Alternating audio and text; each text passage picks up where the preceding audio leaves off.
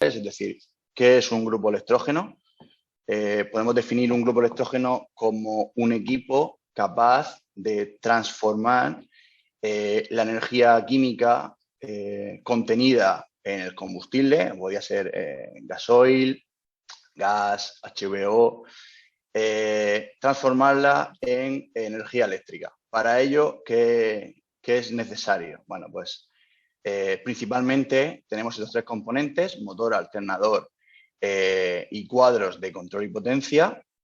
El motor, digamos que aporta la potencia mecánica, es decir, transforma ese combustible en forma de energía química, lo transforma en energía mecánica, ¿vale? Tenemos diferentes tipos de refrigeración de cara del punto de vista del motor, tanto motores refrigerados por aire como agua, si bien la mayoría del producto como tal, como grupo electrógeno, son motores refrigerados por agua por el calor que tienen que transferir, ¿vale? Desde el punto de vista de los reguladores, pues podemos diferenciar tres principales tipos de regulación: mecánica, donde tienes una variación entre un 5 y un 10%, electrónica, bastante más sensible, entre un 2 y un 5%, y una gestión electrónica mucho más precisa, donde ya rondamos los 0,5%. Y otro parámetro importante sería la presión media efectiva, que lo podremos analizar o explicar como un valor teórico de rendimiento. Bueno, estos son algunos de los aspectos principales que se definen en el estándar ISO 8528, que es la normativa que define y regula el grupo electrógeno como tal. Y bien, aparecen diferentes parámetros de cara a la frecuencia, que es la principal magnitud que se ve afectada por esa respuesta de los motores, donde se ven, pues como veis, amplitudes de onda ante aumentos de potencia y reducción de potencia, tiempos de respuesta, variaciones de frecuencia en régimen estable, y aparecen diferentes parámetros, ¿vale?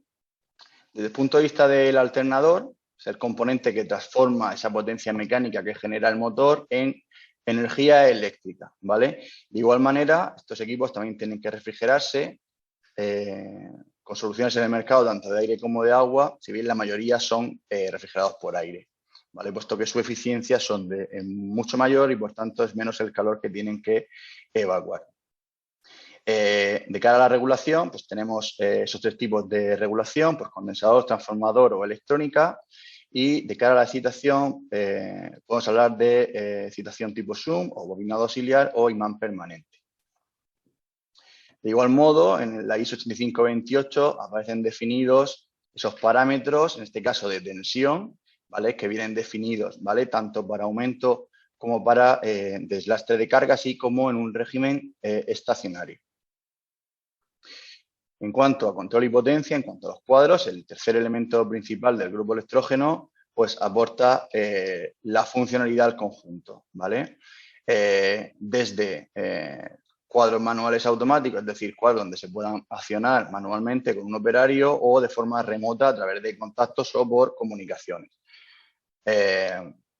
También, desde el punto de vista de potencia, tenemos protección magnetotérmica y generalmente protección ante fugas a tierra.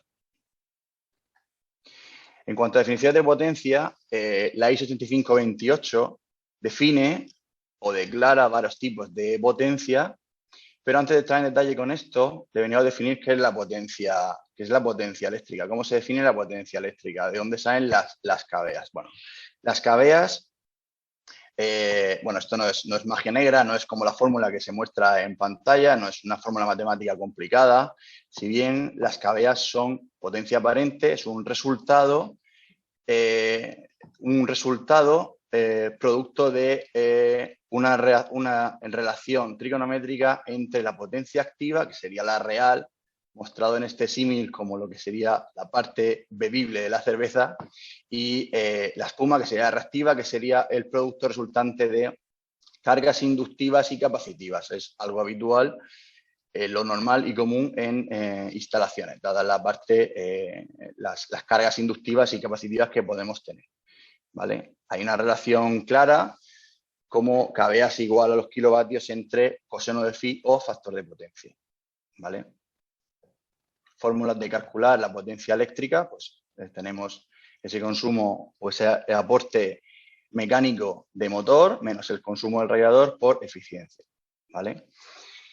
Desde el punto de vista de la ISO 8528, volviendo al estándar, se definen, como comentaba, varias declaraciones de potencia. Aquí vamos a mencionar las tres más importantes, las tres principales.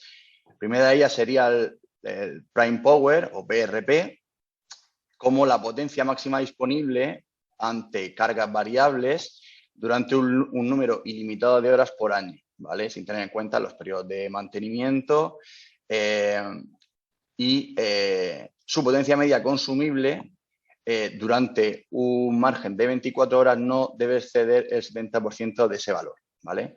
Esto es una declaración correcta para un uso con relativa continuidad de una máquina, ¿vale? La siguiente declaración, quizá más importante, es la Emergency Standby Power, ESP, la podemos definir como la potencia máxima disponible para un empleo de cargas variables, al igual que se definía en Prime, pero para el caso de un coste de energía de la red o condiciones de prueba, ¿vale? Aquí sí que tendríamos una limitación frente al número de horas, pues es limitado y se trata de 200 horas al año, ¿vale? En cuanto a la potencia media consumible, estaríamos definiéndola de igual manera que la Prime, como ese valor no podría exceder el 70% en un margen de 24 horas, ¿vale? Esto es una declaración correcta y válida y muy práctica de cara, pues, a instalaciones de emergencia, donde el grupo está como un componente secundario de una fuente de energía secundaria. Y Continuous Power o COP es la potencia máxima disponible para empleo de cargas constantes durante un número ilimitado de horas, ¿vale? Este es el claro caso de instalaciones de uso en continuo para generación en continuo, como única fuente de suministro, como única fuente de energía. La ISO 8528, este mismo estándar, define también unos rendimientos categorizados de menos a más, como G1 el menos restrictivo, G3 el más restrictivo y G4 un rendimiento, digamos, a definir entre fabricante y cliente, ¿vale? Donde esos aspectos que vienen definidos en la norma pueden ser, pues, acordados entre cliente y fabricante. Algunos de los parámetros más importantes los estamos mostrando en esta tabla, si bien es bastante más compleja y se deben de analizar otros muchos valores, ¿vale? Pero en grosso modo, pues aquí podríamos ver la variación máxima admisible en cuanto a frecuencia y tensión y de igual manera el tiempo de recuperación. La ISO 8528 de igual manera recomienda los impactos de cara a clasificar estas máquinas que deben introducirse a los grupos electrógenos para poder clasificarlos, ¿vale? Todo esto se hace en función de la presión media efectiva, ese parámetro que al principio comentábamos que era un valor teórico de rendimiento del motor, ¿vale? Aplicaciones. Pues en resumidas cuentas podemos hablar de 4 esquemas eléctricos principales. Vamos a tener en la realidad montones más, pero estos son los 4 más comunes. Isla, paralelo, fallo de red y fallo de red con sincronismo. El esquema isla podría ser, por ejemplo, el de un feriante que tiene que alimentar, pues, sus cargas de instalación y para ello tiene un grupo electrógeno.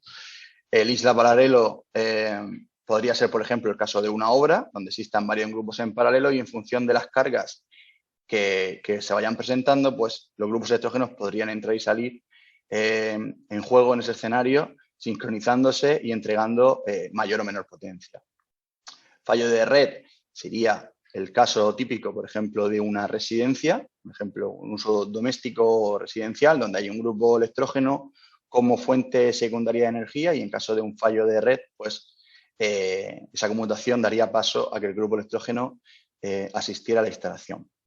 Y el siguiente caso, fallo de red con sincronismo, podría ser algo muy similar a lo que hemos presentado justo ahora, pero de mayor potencia, como podría ser, por ejemplo, un hospital, donde se cuenta con varios grupos electrógenos para afrontar esas cargas.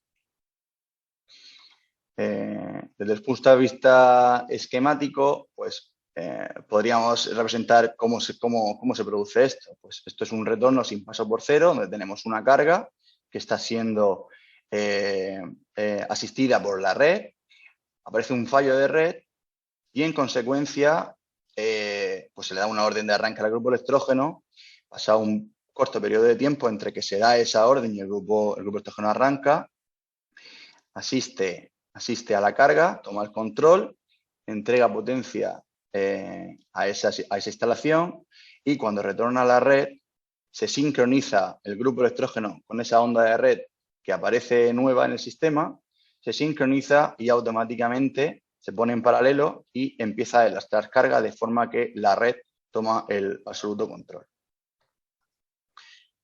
Otro modo de uso de las opciones de sincronismo pues son los recortes de pico, donde la red está trabajando como potencia base, ¿vale? Hasta un valor limitado. Por ejemplo, vamos a hablar de tener un transformador de 100 kVA. A partir de 100 kVA, obviamente, no podemos pedirle más a ese transformador y, en consecuencia, el grupo electrógeno o los grupos electrógenos sincronizan con esa onda y empiezan a repartir el resto de carga resultante recortando esos picos, ¿vale? Entonces, al final del día, pues tendríamos un resultado tipo el que se ve gráficamente, donde la parte negra sería la energía que ha tenido que entregar la red y en amarillo la que ha tenido que entregar el grupo electrógeno. Otras opciones de sincronismo podrían ser varios generadores trabajando en paralelo, donde, como comentaba en ese caso de obra, pues los grupos en función de ese perfil de carga van entrando y saliendo, dándole una mayor o menor capacidad productiva a la instalación. Un ejemplo de esto pues podría ser una instalación que hemos realizado recientemente en el túnel de Plaza España en Madrid, con un resultado de unas 2.500 cargas de emergencia entre esos dos grupos que se muestran en pantalla. Otras opciones de sincronismo podría ser el caso de una microgrid o hibridación, ¿vale? Donde tenemos diferentes fuentes de energía, muchas de ellas renovables, como se ven ahí, pues ejemplo de instalación solar, eólica, también de red y grupos electrógenos, incluso almacenamiento con baterías. En cuanto a los criterios de dimensionamiento, deberíamos hablar de 3-4 pilares fundamentales. Criterios de aceptación, primero de todos, es que la planta de energía o grupo electrógeno puedan hacerse cargo del suministro bajo unos criterios marcados. Es decir, lo primero de todo, más básico, es poder cuantificar qué potencia necesitamos. Segundo aspecto de todo sería esas clases de rendimiento que hemos presentado ya, es decir, qué respuesta esperamos que tenga el grupo, los grupos electrógenos ante estos impactos, ¿vale? Esto es muy importante de cara a el perfil de carga que tengamos en la instalación, pues si tenemos cargas muy electrónicas donde no afectarían unas variaciones de tensión y frecuencia bruscas, deberíamos dimensionar la instalación en un G3 o incluso en un G4 con parámetros de tensión y frecuencia muy restrictivos, ¿vale? Mientras que si tenemos quizá un bombeo o una instalación con cargas menos sensibles, podemos dimensionar una máquina en G1. ¿Qué otros criterios nos afectarían? Pues principalmente las condiciones climáticas y del lugar. Si vamos a tener temperaturas elevadas o frías, altitud, lo que restringe la potencia de las máquinas o ambientes polvorientos. Otros aspectos a definir tendrían que ser la tensión de suministro, el tipo de tensión, tipo de red, el tipo de instalación, si vamos a instalar una máquina abierta o vamos a hablar de una máquina insonorizada o carrozada. Ruido o incluso emisiones de gases, ¿vale? ¿Qué restricciones de emisión de gases tenemos? De cara al cálculo, aunque tenemos una herramienta de cálculo que hace el proceso, digamos, de forma muy, muy intuitiva y muy práctica, para hacer esto más didáctico, pues hemos pensado que lo mejor es mostrar un ejemplo matemático, ¿vale? Vamos a poner el caso de unas especificaciones de un proyecto que podrían estar prescritas pues, por cualquiera de alguna de las ingenierías que estáis aquí o un cliente, donde bueno, se definen estos aspectos. Tenemos unas condiciones de 50 grados y unos 700 metros sobre el nivel del mar. Es un grupo para uso en emergencia, donde se espera también una reserva sobre esa potencia máxima demandada del 10%, un factor de carga del 75%, ¿vale? Es decir, que el grupo no trabaje por encima del 75% de su capacidad, y dos variaciones de máximas de tensión, tanto de 15% y de frecuencia del 10%, ¿vale? Tenemos esta tabla de cargas, ¿vale? Donde se ven de izquierda a derecha, podríamos ver listadas los escalones o el número de escalón donde entran cada una de ellas. Podemos ver que la mayoría entran en escalón 0, en el escalón inicial, y luego pues irían haciendo presencia otras cargas en el escalón 1, 2, 3 y hasta 4. Cada una de ellas con su potencia, su rendimiento, su factor de potencia, su corriente resultante, una relación entre la corriente de arranque y la corriente nominal, es decir, cuánto incrementa la corriente que consumen estas cargas en el instante del arranque con respecto a su corriente nominal, ese factor de potencia en el arranque, factor de carga y factor de simultaneidad. En el resultado se muestra naranja, azul y verde, tanto potencia instalada como las potencias en los arranques individuales y las potencias al fin de arranque, ¿vale? Esta tabla, de forma resumida, los escalones, tendríamos este resumen. Como comentaba, potencia instalada, potencia de arranque, arranque acumulado y fin de arranque. El arranque acumulado, digamos que es el sumatorio de la estabilización del escalón anterior sumado a la potencia que supone el arranque en concreto, ¿vale? Por tanto, en el escalón 1 vemos que el arranque acumulado coincide con la potencia de arranque, pero el escalón 2 coincide el arranque acumulado con la suma de la potencia de ese mismo arranque del escalón 2 sumado al fin de arranque del escalón 1, ¿vale? ¿Qué parámetros de estos escalones son importantes remarcar? Pues los que vemos en negrita. Potencia instalada, saber qué cargas tenemos instaladas, marcadas ahora en amarillo. Máximo escalón de carga en kilovatios, ¿vale? De cara a los kilovatios máximos que tiene que afrontar el motor.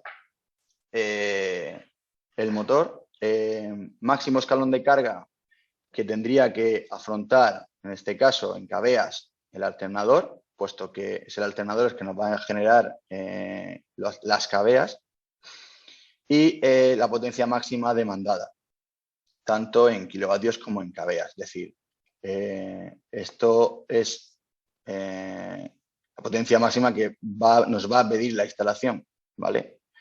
Como un resultado acumulado, ¿vale? Si seguimos las especificaciones que nos encontramos en el proyecto, tenemos que la potencia máxima demandada son 999 kilovatios, que si le sumamos el 10% de reserva que nos pedía esas especificaciones, pues tendríamos una máquina de 1100 kilovatios. Si realizamos el cálculo desde el punto de vista del factor de carga, tenemos que La potencia, cuando se habían estabilizado los 5 escalones, son de 956 kilovatios. Aplicando ese factor de carga para que la máquina no trabaje por encima del 65% de potencia, estamos hablando de un equipo de unos 1.275 kilovatios al menos. ¿Vale?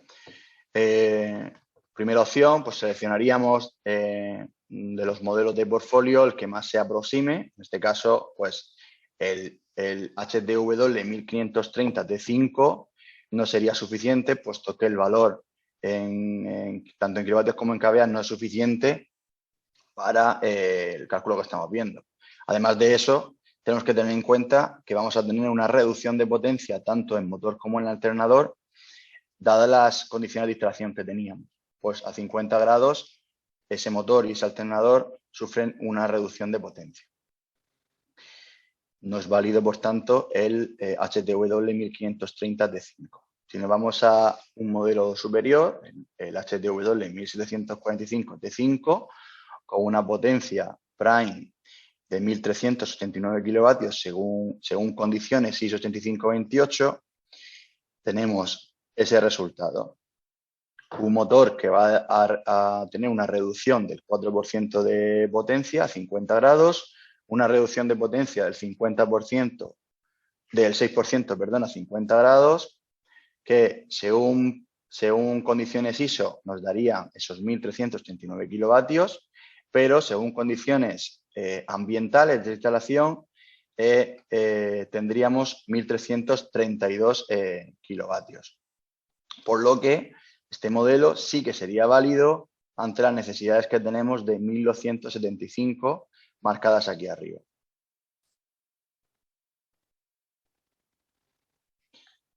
Si hacemos una variación por transitorios de motor, ¿vale? Puesto que la instalación nos pedía una variación de frecuencia máxima admisible del 10%, consultando en la tabla del motorista, observamos que para ese motor de 1.389 kilovatios con una presión media efectiva de 1.813 kilopascales, podríamos afrontar un impacto de 861 kilovatios aproximadamente, lo cual es en torno a un 62% de su potencia. Y en nuestro peor caso, según la tabla de cálculo que hemos realizado anteriormente, tendríamos un máximo escalón de 630 kilovatios eléctricos, por lo que estaríamos dentro del rango admisible por el motor. En cuanto a máxima potencia demandada, pues tenemos 999 kilovatios eléctricos, según la tabla que hayamos calculado, y nuestro motor podría entregar 1.389 kilovatios eléctricos, por lo que también podemos validarlo desde este punto de vista. Desde el punto de vista de los transitorios de alternador, tenemos que para este alternador de 1900 kVA, donde la instalación espera una caída de tensión máxima del 15%, si validamos las 1700 kVA que nos encontramos como el escalón de mayor carga desde el punto de vista de potencia aparente, observamos que este alternador tendría una caída de tensión del 17% y que, por tanto, no sería válido. Solución. Tenemos que, una solución podría ser sobredimensionar ese alternador, es decir, seleccionar un modelo superior. Si seleccionamos un modelo superior, en este caso 2080 kVA, y validamos de la misma forma un impacto de 1700 kVA, rondaría una caída de tensión de en torno al 13,7%, que estaría por debajo del 15 máximo admisible. Por tanto, desde este punto de vista podemos validar el alternador. Desde el punto de vista de máxima demanda de transitorio, vamos a tener una demanda máxima de 2.248 kVA, que va a estar muy por debajo del valor máximo que pueda afrontar como sobrecarga el alternador, que está en torno a los 6.240 kVA. Gráficamente, esto sería el resultado de esos 5 impactos de carga que tendríamos, ¿vale? El primero, como veis, es el que se muestra como más brusco desde el punto de vista de potencia mecánica, y seguidamente, bueno, se ve también que el tercer escalón es otro de los más dañinos desde el punto de vista de la instalación. En cuanto a respuesta del grupo electrógeno, pues tendríamos que, desde el punto de vista del motor, tendríamos que el primer impacto supone un 47% de la capacidad que tiene el motor, 47% de potencia, y va reduciéndose progresivamente en esos escalones. Desde el punto de vista de acumulación, pues el primer impacto es el 47, sumado al segundo va incrementándose, ¿vale? Hasta que llegamos al quinto escalón. Y desde el punto de vista de factor de carga, una vez que se estabilizan las máquinas, pues tendríamos una máquina que trabajaría desde el punto de vista del motor en torno al 72% de carga. Desde el punto de vista de alternador, pues haríamos de igual manera. Vemos que el tercer escalón es el más duro, ¿vale? Para el alternador, y de forma acumulada, pues también, ¿vale? Esto sería, pues, un ejemplo real de, bueno, pues un impacto de carga simulado aquí en nuestras instalaciones. Cómo responde ante un impacto, pues, una máquina de estas características, ante un golpe de carga de 720 kilovatios a factor de potencia 1. En cuanto a todo esto, bueno, pues se ve que es un cálculo matemático, no es complejo, pero sí quizá engorroso, y para facilitar la accesibilidad a este cálculo, esto que hay que contar con tablas de alternador y de motor, Imoins ha desarrollado una herramienta, la que llamamos Sizing Tool, que os voy a compartir para que veáis que el proceso es bastante más intuitivo. ¿Vale? Esto sería la herramienta donde nosotros introduciríamos esos primeros inputs, ¿vale? De nuestra instalación. Pues tenemos una instalación donde queremos contar con un grupo electrógeno diésel, frecuencia tal, tensiones, temperaturas, ¿vale? Iríamos continuando, añadiendo todos los escalones correspondientes, los 5 escalones. Yo ya he simulado esto para agilizar el proceso. Aquí tendríamos los cálculos donde se muestra gráficamente esto y donde ya nos sugeriría pues esas potencias, ¿no? Donde se ve mostrado pues, factor de carga, potencia instalada, potencia pico, potencia nominal. Resultado final, y si continuamos en selección, pues mostraríamos diferentes soluciones, ¿vale? Diferentes opciones de grupo electrógeno. Otros factores a considerar, pues el tipo de la elección del tipo de red, si vamos a trabajar con grupos de baja tensión o en media tensión. En baja tensión, esto es algo que realmente no interfiere solo al grupo electrógeno, sino cualquier instalación de baja tensión. Al trabajar con esas tensiones más bajas, pues vamos a necesitar de cables de mayores secciones o un mayor número de cables para transportar la misma potencia que con un grupo de media tensión o un suministro de media tensión, pues requeriríamos de una menor sección, ¿vale? Cada uno con sus ventajas e inconvenientes, obviamente. Desde el punto de vista de la media tensión, pues 2 opciones. Tendríamos un grupo generando en baja tensión al que se conecta un transformador. Esto podría ser una muy buena solución si el transformador se instala muy cercano al grupo electrógeno, puesto que la caída de potencia que tendríamos en el circuito de baja tensión pues es mínimo y en consecuencia pues hace una instalación más eficiente. Y otra opción es directamente un alternador que genere en media tensión, ¿vale? Por lo que contaríamos con todas las ventajas que ellos nos aportan. Un ejemplo de grupo electrógeno con un alternador de media tensión, pues este es otro caso relativamente reciente para una planta potabilizadora en Panamá de 2.230 kilovatios de emergencia, donde se le instaló un alternador que generaba 13,2 kilovoltios a 60 Hz, ¿vale? Además, pues fue una solución transportable y compacta, puesto que el sistema de escape, como veis, se quedó integrado dentro del contenedor y La instalación de gasoil también, puesto que conseguimos integrar un depósito de unos 4.300 litros. Desde el punto de vista de la versión de máquina, pues podemos diferenciar tres para uso en interior, donde podemos hablar de un grupo estático estándar, un grupo abierto, que requiere una mayor obra civil y una mayor instalación, puesto que hay que instalar el sistema de escape y habría que instalar otros sistemas, como el de ventilación, la obra civil, ¿vale? Para una instalación en el exterior podemos utilizar versiones carrozadas e insonorizadas, como son los dos casos que se muestran, tanto versiones en carrocería como versiones en contenedor. Desde el punto de vista de refrigeración, también podemos diferenciar tres casos.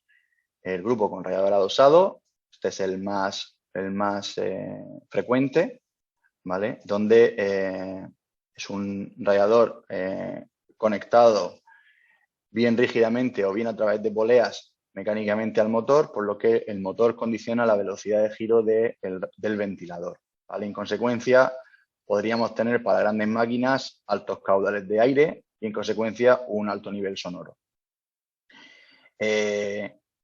Con instalaciones similares, pero con un radiador alimentado eléctricamente, como es el segundo caso, podríamos optimizar ese consumo del ventilador, en consecuencia, mejorar el rendimiento del grupo electrógeno y también reducir el ruido. Y desde el punto de vista de un radiador exterior, obtendríamos las mejoras del caso anterior, además de que podríamos contar con una reducción de ruido importante, según desde el punto de vista que se vea, puesto que ese foco de ruido lo sacamos al exterior. Este es el caso, por ejemplo, de un data center, el data center de Alibaba en China, donde instalamos 12 máquinas de 2.500 kVA de emergencia con refrigeración remota. Como veis, pues cuenta con unos intercambiadores de placas anexos al motor y que conducían a través de unas bombas el circuito tanto de camisas como del turbo a la azotea, ¿vale? Donde tendríamos los radiadores. En resumidas cuentas, la instalación de un grupo electrógeno en sala podría ser algo como esto, ¿vale? Donde tenemos que dar una solución desde el punto de vista de instalación, de ventilación, de gas de escape, de puesta a tierra, de gasoil, ¿vale? Para ello, para simplificar todo esto, Imoinsa cuenta también con unas guías de instalación que facilitan y agilizan un poquito este trabajo, ¿vale? Voy a intentar acceder a una de ellas para poder mostraroslo. Vale, un segundito. ¿Cómo quitamos esto?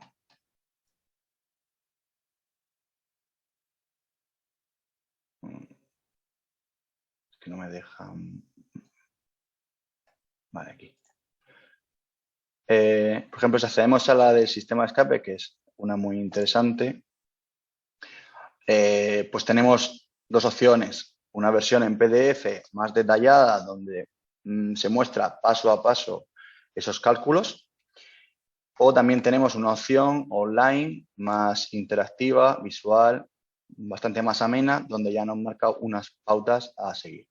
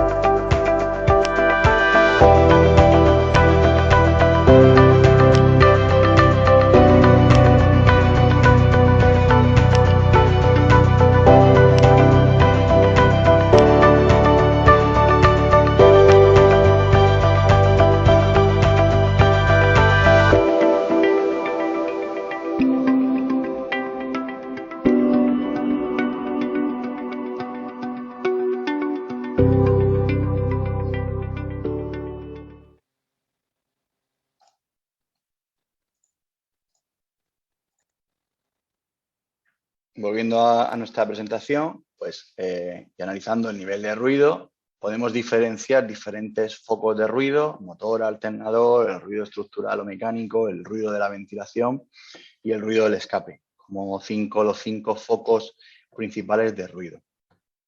Vale, el ruido es algo que no se puede sumar aritméticamente, sino que sigue una escala logarítmica, ¿vale? Y por tanto el cálculo es algo más complejo de lo habitual. Tenemos que tener en cuenta que, a pesar de que intentemos insonorizar todo lo posible en motor y alternador, tanto el motor y el alternador requieren de aire, no solo para su refrigeración, en el caso del motor, sino también para su combustión, ¿vale? Por lo que siempre habrá al menos un punto de entrada de aire al sistema. Soluciones, pues para los primeros 4 aspectos: motor, alternador, el ruido estructural y el ruido de la ventilación, podemos insonorizar esa sala, la carrocería o incluso ambas cosas. El ruido del ventilador, como ya antes adelantaba, es un foco de ruido que podría mejorar si lo externalizamos, si lo sacamos hacia el exterior, ¿vale? Y el ruido del escape se puede atenuar a través de un silenciador o varios silenciadores. Estos son algunos de los casos algunos de ejemplos de instalación que se muestran en esas guías de instalación. Bueno, pues de un grupo estático estándar en sala, como el flujo de aire, en caso de, por ejemplo, la ventilación, atraviesa el grupo electrógeno de su cara trasera hacia la cara frontal, de forma que favorece toda la refrigeración de todos los componentes, desde alternador hasta el otro extremo del motor. En caso de un grupo insonorizado, sería de forma similar, ¿vale? Canalizando pues el escape y la ventilación.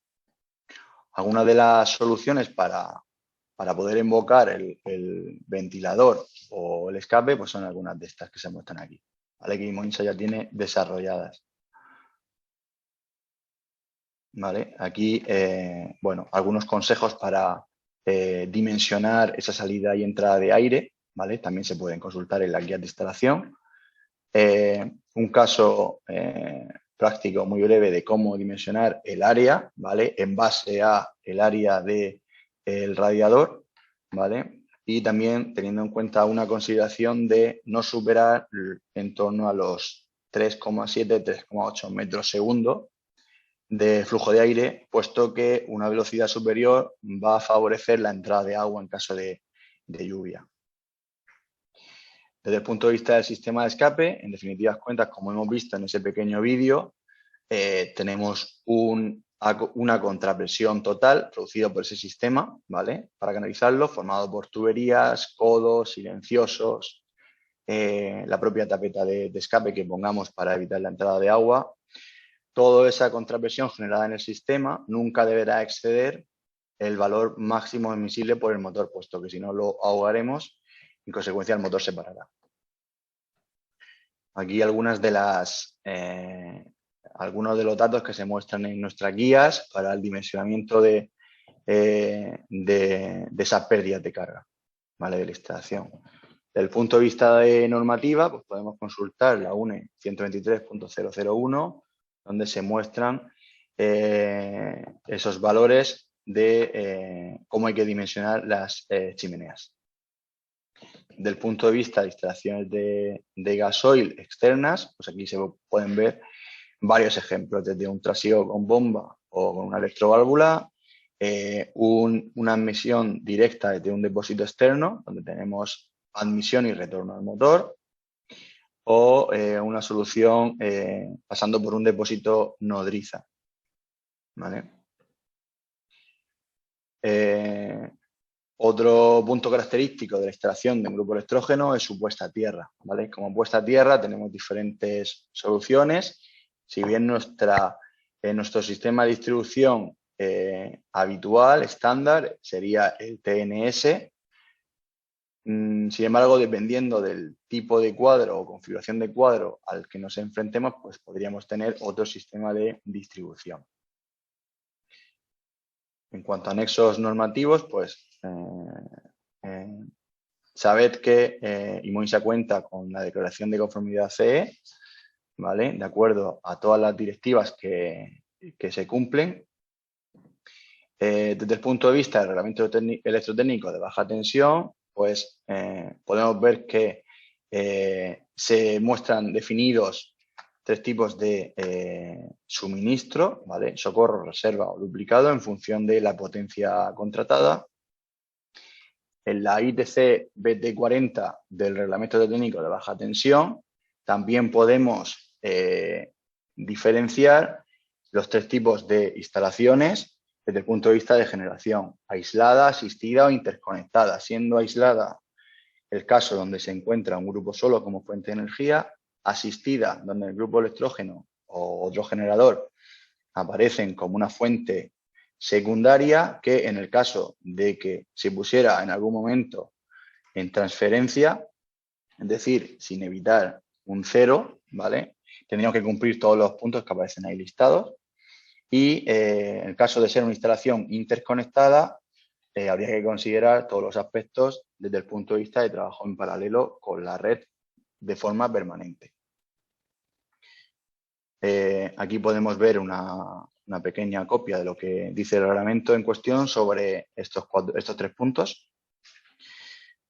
Si analizamos la ITCBT 04, también podemos comprobar que para grupos electrógenos superiores a 10 kilovatios, pues requerimos de un proyecto de ingeniería. Y desde el punto de vista del código técnico de la edificación, en un documento básico podemos ver que el grupo electrógeno se considera en todo caso como un punto de riesgo bajo. Y en consecuencia, estos parámetros de la tabla 2.2 son los que debemos cumplir. Como últimos comentarios, la ordenanza 4/2021 del 30 de marzo, que aplica desde el 1 de enero de este mismo año, de 2022, obliga en Madrid al uso de grupos electrógenos de menores emisiones y con la certificación State 5 o State 5 o State V. Esto no es más que una continuación de lo que ya se marca de forma europea, sin más añadiendo que en este caso en Madrid se obliga al uso en cualquier máquina, exceptuando o dando pie a excepciones en el caso de suministro de emergencia. Y doy paso a mi compañero Gustavo, que él ha venido aquí a poner y está aquí escuchando. Gustavo, adelante. Gracias, David. Como decías, va a hablar ahora Gustavo. Simplemente informar a los asistentes que ha aparecido una encuesta, una votación en su pantalla, ¿vale? Que pues, rogamos a todos que la vayan contestando. Y nada más, Gustavo, te doy paso.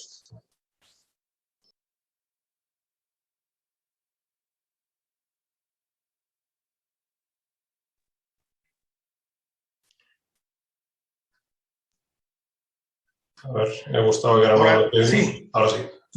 Sí, buenos días a todos. Bueno, muchas gracias a todos por estar. Gracias, David, particularmente por compartir con nosotros todos tus conocimientos. A mí realmente pues, me ha servido de gran ayuda, aunque seguramente la semana que viene te lo vuelva a preguntar. Pero bueno, terminó David con una serie de normativas que nos dan a nosotros, nuestros políticos, para cumplir. Yo voy a continuar con recursos que aportamos nosotros como fabricantes de equipos. Fundamentalmente para intentar hacer la vida más fácil a nuestros colaboradores, a nuestros clientes y a nuestros amigos, que también he visto que hay gente conectada desde otras latitudes, con lo cual muchas gracias por el esfuerzo horario, que es bastante mayor al que tenemos nosotros. Bueno, como bien dijo David, disponemos vía web de una aplicación que realiza el cálculo y el dimensionamiento de los grupos electrógenos en función de las cargas que vayamos introduciendo. Disponemos de planos BIM. Sabéis que esto no solo es una imposición en muchas muchos proyectos europeos, sino que es una realidad que se está imponiendo en el sector. Estamos en la plataforma BeamObject, ahí vamos cargando todos nuestros desarrollos.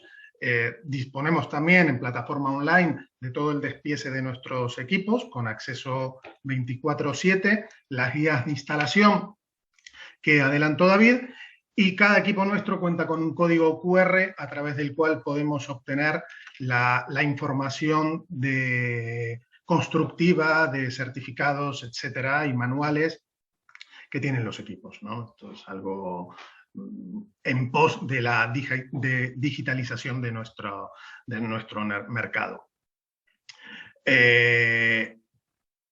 Simplemente robarles 5 minutos más para comentarles quiénes somos, porque si bien es cierto que nosotros nos presentamos como fabricantes de grupos electrógenos, nuestra vocación es la de ser unos proveedores de soluciones tecnológicas de energía. Y para ello, lo que hacemos es tener en cuenta todas las tendencias del mercado, tendencias que nos ayudan también a seleccionar qué tipo de equipo es el que vamos a utilizar en cada instalación. Tendencias que hoy en día están muy marcadas por procesos de descarbonización, descentralización, la digitalización y hasta los cambios demográficos. Y para nosotros, con un único objetivo, que es el de garantizar cada vez más energía de forma asequible y sostenible. Y en ese camino de sostenibilidad es en el que contamos con los motores diésel de más alta tecnología, certificados bajo las más estrictas normas tanto europeas como americanas de restricciones de gases contaminantes, que nos dan productos con esa certificación de fase 5, que ahora se pide en la ciudad de Madrid, o de Tier 4 final. También motores de gas, motores preparados para trabajar con biodiesel o HVO, que facilitan la reducción de las emisiones de CO2 hasta un 90%, soluciones híbridas en las que combinamos tanto la generación con el almacenamiento, y también nuestra apuesta, junto con Yanmar, por la sustitución de los combustibles fósiles por combustibles alternativos como el hidrógeno. Esto nos permite tener una cartera de producto orientado a la tecnología que desarrolla y también focalizado a cada sector al que atiende. Este es nuestro mundo de la energía, nuestro ecosistema de IMOINSA, en el que nos van a encontrar en cada sector en el que se demande energía, ya sea como generación, como almacenamiento o como simple emergencia. Esto lo mismo, con productos fundamentalmente desarrollados para atender a cada sector al que van. Bueno, les he contado rápidamente quiénes somos. Les voy a poner un vídeo, son 2 minutos simplemente, para mostrarles cómo somos también por dentro. A ver. El Zoom lo he utilizado mucho en la pandemia para las clases de mis hijos y clases de yoga, pero estas cosas a veces se me pasan.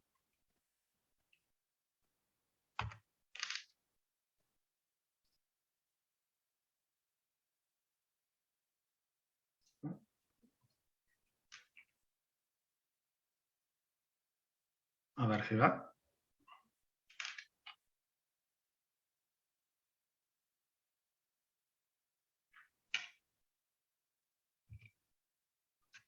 Bueno,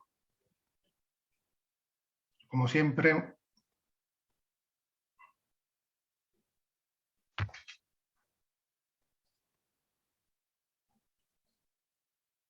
no sé si es porque...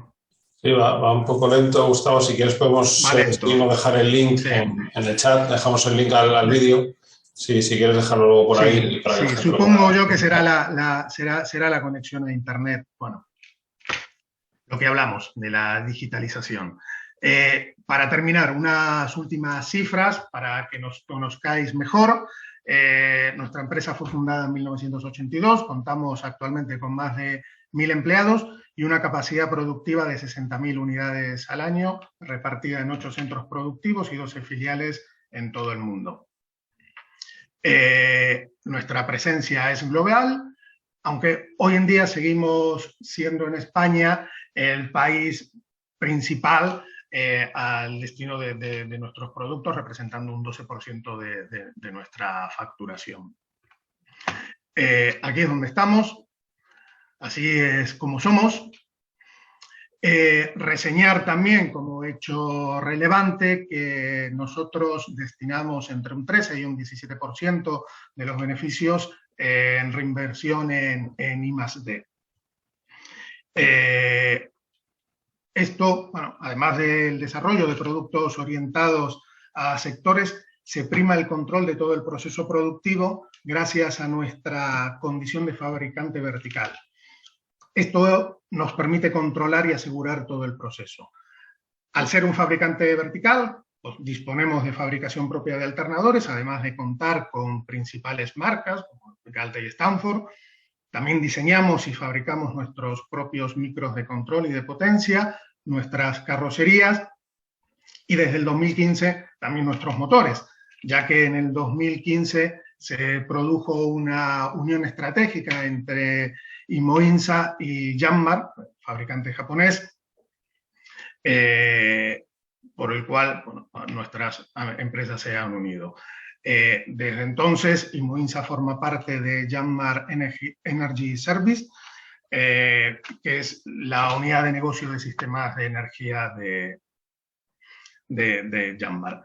Esa división cuenta con unos 2.209 empleados, muy preciso el dato, una facturación de 892 millones de dólares y además de nuestros productos tenemos la generación de calor y sistemas de microgeneración y cogeneración.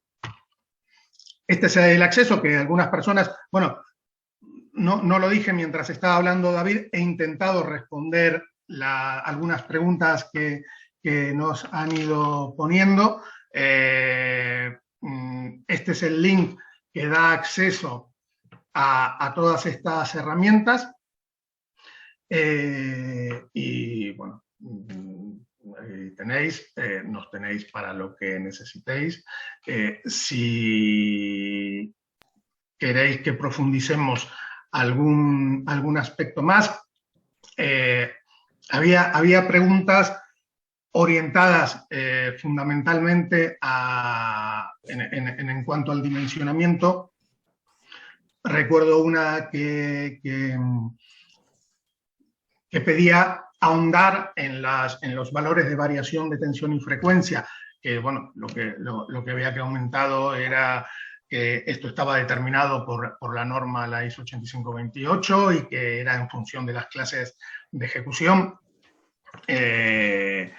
Y bueno, es una diapositiva que también compartió mi compañero. Muy bien, Gustavo. Pues, gracias por la presentación. Como bueno, dices, ahí he visto otra, perdón, sí, de Alejandro, con el tema este de, bueno, los que estamos en Madrid nos beneficiamos y sufrimos las ordenanzas estas de calidad del aire. El problema de estas ordenanzas muchas veces es que la semántica o la retórica que utilizan no es lo más precisa posible.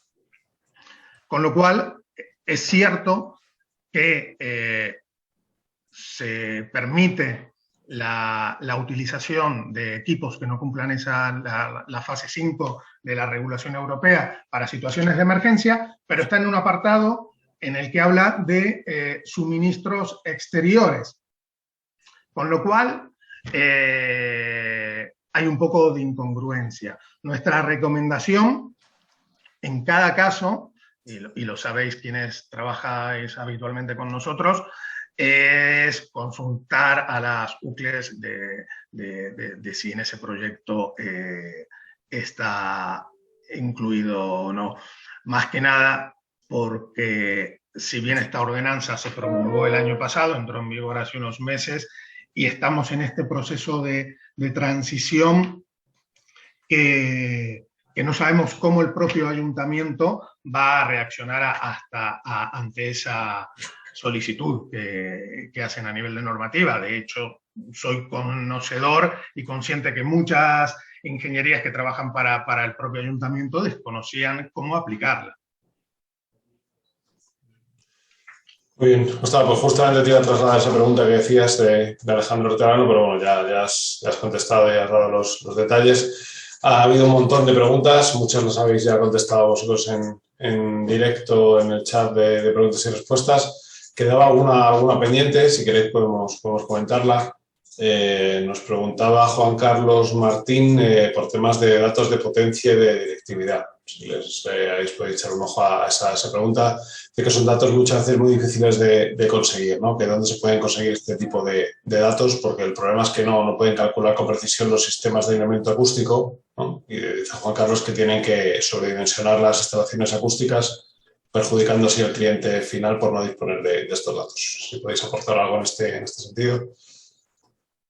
A ver, nosotros lo que certificamos es el nivel sonoro conforme a la normativa que nos aplica. Entonces, ese es el dato que damos de manera genérica para cada uno de nuestros equipos, susceptible de tener que cumplir esa normativa, es decir, a los grupos insonorizados.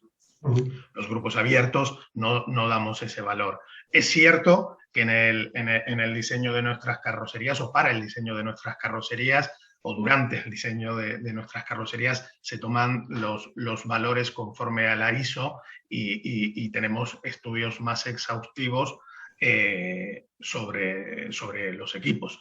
Es verdad que no forma parte de la documentación estándar que se suministra, pero en cualquier caso de disponerlo lo podemos compartir sin ningún inconveniente. Muy bien, había también un comentario, sin explicar demasiado, que preguntaba por cómo afecta el nivel de armónicos. No sé muy bien a qué se refiere este asistente, Carlos, que en concreto se refiere a qué afecta el nivel de armónicos. Si vosotros podéis dar alguna pista o es demasiado inconcreta la pregunta. No pueden, ¿vale? Entonces nos quedaremos. Sí, David, yo ahí te dejo que te explayes tú mejor que yo. Te repita. David. David. No tienes, creo que tienes el mute puesto. Sí. Ahora. Sí, no, nada, simplemente estaba viendo una de las preguntas también de Juan Carlos del Pozo, que preguntaba por la herramienta de cálculo. Claro, esto hay que darles el link, pero además hay que darles de alta en la herramienta. Yo creo que Gustavo está más habituado que yo a esto. Esto es... una vez que esté de alta, bueno, ya se puede utilizar la herramienta. Sí, preguntaba varias personas por el link, la herramienta. Eso sí, se lo podéis facilitar, no soy perfecto. Sí. A ver, ahora, bueno, yo pondré el link a las herramientas, bueno, a los recursos disponibles, el link al Sizing Tool. Y sí, para el proceso de alta en el Sizing Tool no es online, lo tengo que dar yo, simplemente me tienen que dar una dirección de correo electrónico y con eso simplemente se da de alta el usuario. Os preguntaba también, me acaba de preguntar José Luis González por una instalación de Iberdrola donde solo les pueden dar 30 kilovatios, ¿no? En este momento. Y dice que tienen previsto que aumente en la red hasta llegar a la necesidad de 90 kilovatios, ¿no? Que son lo que ellos necesitan. Y preguntar si sería posible que durante el plazo de un año pues trabaje con los 30 kilovatios de Iberdrola más 60 kilovatios de un grupo electrógeno. ¿Cómo veis este caso? David, que no te vimos. Sí, perdón. Perdón. Bueno, habría que entrar un poquito más en detalle con ese esquema eléctrico y conocer algo más la instalación, ¿vale? En cualquier caso, nosotros podríamos estudiar ese caso y preparar pues el grupo electrógeno en cuestión para trabajar ante ese esquema eléctrico, ¿no? al que se presenta. Digamos que sería el caso que he presentado como un sincronismo con recortes de pico. Vale, como os decía en la introducción, bueno, os pasaremos los contactos de las personas que han hecho estas preguntas, el email, ¿vale? Entonces, bueno, podéis contactar con ellos para conocer más detalles de cada pregunta y de esta instalación en concreto y facilitarle una respuesta un poco más amplia. Vale, teníamos alguna pregunta más respecto al nivel de armónicos que antes decía, ha vuelto a escribir Carlos López. Dice que hay instalaciones con muchos valores de frecuencia. ¿Cómo afecta a ello la selección del grupo debido a la distorsión que introducen los armónicos? Eso se refería en concreto. Sí, bueno, el nivel de armónicos puede llegar a ser muy dañino desde el punto de vista del alternador. Entonces, bueno, en el caso de conocer esos niveles de armónicos y las características técnicas de los dispositivos que la generan, pues nosotros podemos hacer una validación del alternador y en caso de no estar dentro de unos parámetros admisibles, podemos trabajar para hacer que esté dentro de esos parámetros, ¿vale? Bien sobredimensionándolo o con otras soluciones. Pero en resumidas cuentas, afecta de forma... reduciría su vida útil. Vale, perfecto, David. Pues muchas gracias. Y bueno, queda alguna pregunta más. Si queréis, terminamos con esta última que nos acaba de dejar por aquí Guiomar Almonacid. También se refiere a un sistema TT y pregunta que si el neutro de la toma de tierra del grupo se desconecta automáticamente del sistema de tierra del centro cuando trabaja en paralelo con la red. ¿Podéis comentarle algo en este sentido? Sí, generalmente nosotros instalamos en los grupos electrógenos que van a trabajar en paralelo con la red, solemos trabajar lo que conocemos como contactor o seccionador de neutro y lo que hace o lo que planteamos es una desconexión automática cuando el grupo se pone en paralelo con la red, ¿vale? Por precisamente una de las indicaciones que hemos mostrado en la presentación de una fuente, un generador asistido, ¿vale? Que es como viene definido en la ITC BT40 del Reglamento Técnico de Baja Tensión. Vale, perfecto. Pues nada, si queréis, damos por finalizar aquí la sesión. Queda alguna pregunta más, pero bueno, podéis también contestarla, como digo, por email a los que la han planteado. Así que muchas gracias a